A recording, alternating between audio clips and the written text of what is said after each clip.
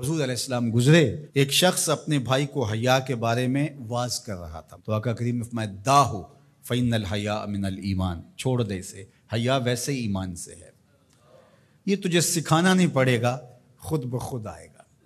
تو حیا ایمان کے ساتھ جڑی ہوئی چیز ہے، ایک چیز آئی تو دوسری چیز بھی ساتھ ہی مل گئی۔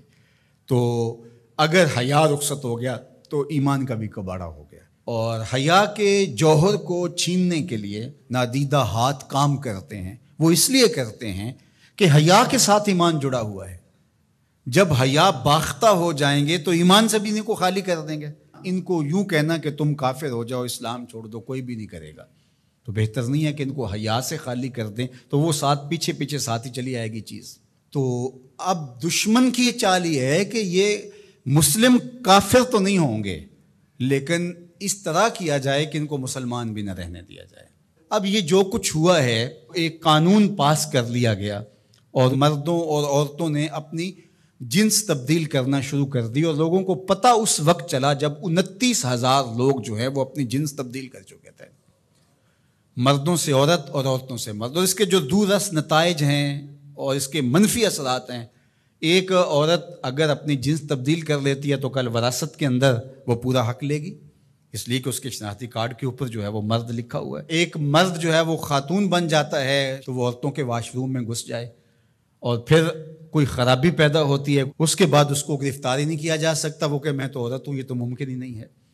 تو بتاؤ کیا ہوگا؟ معاشرہ کس سمجھ جا رہا ہے اور کس رخ پہ جا رہا ہے؟ یہ ہم نے کبھی سوچا تھا؟ جس معاشرت کی اصطلاحات میں حیا آتا ہے، جس معاشرت کی اصطلاحات میں تقوی آتا ہے، جس معاشرت کی اصطلاحات میں عفت، پاک دامنی، اس طرح کی اصطلاحات ہیں جس قوم کی، اس قوم کے ایوان بالا میں اور ایوان زیری میں یہ قرارداد آتی ہے، پھر باقاعدہ یہ قانون کا حصہ بنتا ہے، اور پھر باقاعدہ عملی تنفیذ ہوتی ہے۔ اور جن این جی اوز نے کروڑوں نہیں اربوں روپے اٹھائے ہیں، وہ رپورٹ پیش کرتے ہیں کہ ہم 29,000 کے فگر تک پہنچ کے اور آگے بڑھ رہے ہیں۔ شبخوں مار دیا جاتا ہے، لوگوں کو پتہ ہی نہیں چلتا۔ جو 22 کروڑ عوام نے نمائندے بھیجے تھے، وہ اتنے بے خبر تھے کہ وہ وہاں بیٹھ کے جو ہے وہ چائے کے کپ کی چسکیاں لیتے رہے اور ڈیسک بجاتے رہے، انہیں پتہ ہی نہیں کیا ہو گیا۔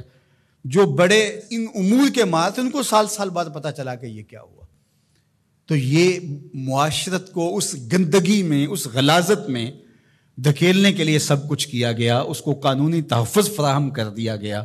ہم جنس پرستی کی طرف، اور نہ جانے وہ لفظ نامانوس ہے ہمارے لیے، لیکن اب وہ سرایت کر گئے اس معاشرے کے اندر، اس پہ بات ہوتی ہے۔ اور ہم کہاں گر گئے ہیں، کس گڑھے میں گر گئے ہیں؟ ہم انسان ہیں، یہ تو چوپائے بھی نہیں کرتے۔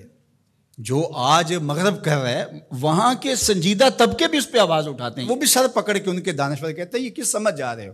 چونکہ جمہوری نظم ہے، جہاں زیادہ لوگ ووٹ ڈال دیں گے وہ ہو جائے گا، لہٰذا اس وجہ سے وہ مجبور ہیں۔ لیکن وہ کہتے ہیں یہ کیا ہو رہا ہے، یہ کیسے ممکن ہے؟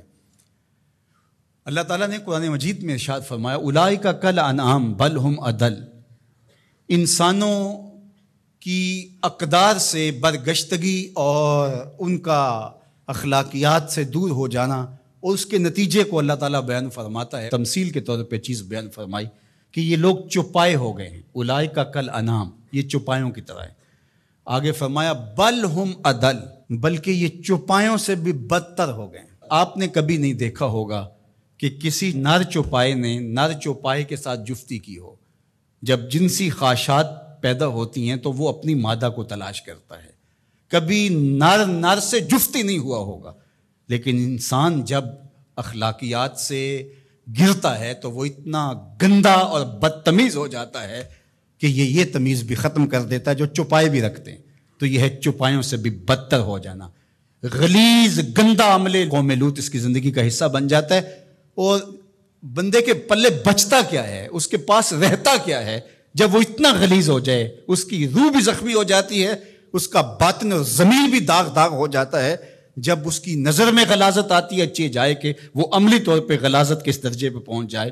تو یہ چوپایا نہیں قرآن نے کہا، بلکہ چوپایوں کے ہاں بھی ایک تہذیب کا درجہ ہے، اس کو کراس وہ بھی نہیں کرتے، لیکن یہ چوپایوں سے بھی بدتر ہو گئے۔ تو کیا جو چوپایوں سے بھی بدتر ہوں گے اس کا تتبع کریں گے؟ جو چوپایوں سے بھی گندے ہو جائیں گے، کیا وہ ایک انسانی معاشرے کا شعار ہو سکتا ہے؟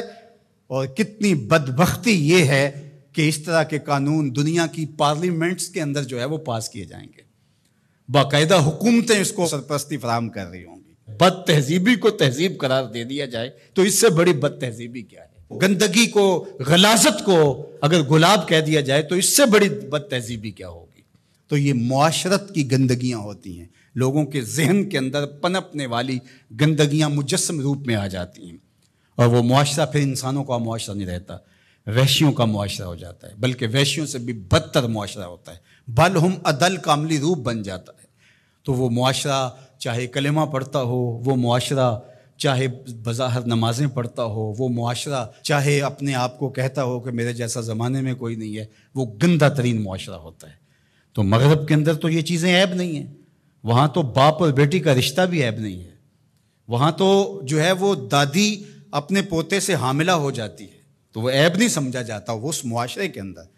وہاں حرام زادہ ہونا کہ اس کے باپ کا پتہ نہیں ہے، وہ تو اس معاشرے میں عیب نہیں ہے۔ تو کیا مغرب کی نقالی میں ہم سب کچھ قبول کر لیں گے؟